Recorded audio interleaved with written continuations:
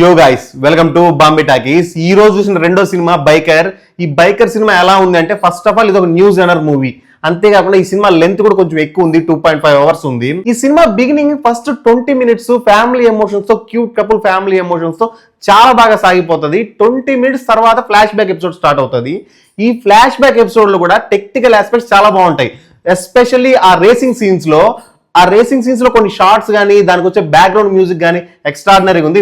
Main ఆ background score అనేది ఈ సినిమాకి one of the strongest pillar అని చెప్పొచ్చు. సో ఇలా ఫస్ట్ హాఫ్ అంతా చాలా ఎంగేజింగ్ అనిపిస్తుంది. అంటే ఎక్స్ట్రాడినరీగా లేకపోయినా హుక్ అయి ఉంటాం అనమాట మూవీకి. కొన్ని డీప్ మీనింగ్ డైలాగ్స్ చాలా బాగుంటాయి. ఫర్ ఎగ్జాంపుల్, నువ్వు ఫస్ట్ వచ్చావునంత మాత్రం నువ్వు బెస్ట్ అని కాదు, నీ వెనకలు వచ్చిన వాళ్ళు నీకంటే పూర్ గా పర్ఫార్మ్ చేశారని అర్థం. అంటే you came first doesn't mean that you are an extraordinary performer. అంటే నీ గెలుపు అనేది ఎలా ఉండాలంటే ఎప్పుడు పక్కన వాడి పర్ఫార్మెన్స్ మీద బేస్ అయ్యి ఉండకూడదు, అది నిన్ను బట్టి మాత్రమే ఉండాలని చెప్పే డైలాగ్స్ కొన్ని రాజశేఖర్ గారిని చాలా బాగున్నాయి. మంచి రోల్ పడింది రాజశేఖర్ గారికి అని చెప్పొచ్చు ఈ మూవీలో. ఈ ఫస్ట్ హాఫ్ అంతా బైకర్ ట్రాక్ మీద కరెక్ట్ గానే వెళ్తున్నాడు అనేటట్టే అనిపించింది. ఇక second half is the main culprit. అసలు ఫాదర్ కి సన్ కి ఉన్న కాన్ఫ్లిక్ట్ సెకండ్ హాఫ్ స్టార్ట్ అయిన చాలా సేపటి కూడా రివీల్ చేయడు. అసలు అది రివీల్ చేయకుండా సస్పెన్స్ లో పెట్టాల్సినంత పెద్ద విషయం కూడా కాదు, అది పెద్ద ట్విస్ట్ కూడా కాదు. అనవసరంగా డ్రాగ్ చేస్తాడు అనిపిస్తుంది. సెకండ్ హాఫ్ లో బిగ్గెస్ట్ మిస్టేక్ వచ్చి స్క్రీన్ ప్లే. అసలు మీరు ఒక అంబిషియస్ బైకర్ కథ చెప్పాలనుకుంటున్నారా లేదా ప్రౌడ్ సన్ కథ చెప్పాలనుకుంటున్నారా అనేది క్లారిటీ ఉండదు. అంటే ఈ రెండు కలిపి చెప్పాలనుకుంటారు, కానీ ఆ రెండు బ్లెండింగ్ అనేది కరెక్ట్ గా వర్కౌట్ అవ్వలేదు. రేసింగ్ గురించి కంటే ఎక్కువ ఈ ఫాదర్ అండ్ సన్ కాన్ఫ్లిక్ట్ మీద ఎక్కువ స్టోరీ నడుస్తుంది. మధ్య మధ్యలో ఆ రేసింగ్ సీన్స్ వచ్చిపోతుంటాయి.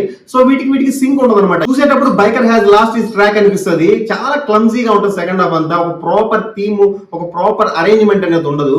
ఫస్ట్ హాఫ్ ని ఎంత చక్కగా అరేంజ్ చేశారో అంతే చక్కగా సెకండ్ హాఫ్ ని అరేంజ్ చేసి అనవసరమైన డీటెయిలింగ్ సీన్స్ అంతా తీసేసి లెంత్ తగ్గించుంటే చాలా మంచి మూవీ అయ్యేది ఇది. కానీ సినిమాలో కొన్ని సీన్స్ చాలా బాగా వర్కౌట్ అయ్యాయి. ఆర్ట్ కనిపిస్తుంది సీన్స్ లో.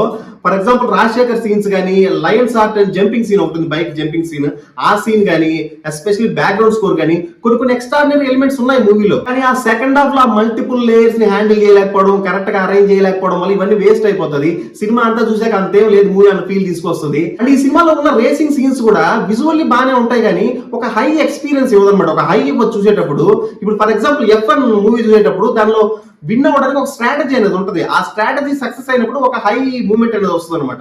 కానీ ఈ సినిమాలో అంటే స్ట్రాటజీస్ ఏం లేవు, జస్ట్ వెళ్తా ఉంటారు అంతే బైక్స్ వేసుకుని. ఫైనల్ గా ఈ సినిమా సగం ఇంప్రెస్ చేసిందని చెప్పొచ్చు. ఈ మూవీకి Bombay Talkies rating 2.5 out of 5. వచ్చే మూవీ రివ్యూతో మళ్ళీ కలుసుకుందాం. Until then bye by.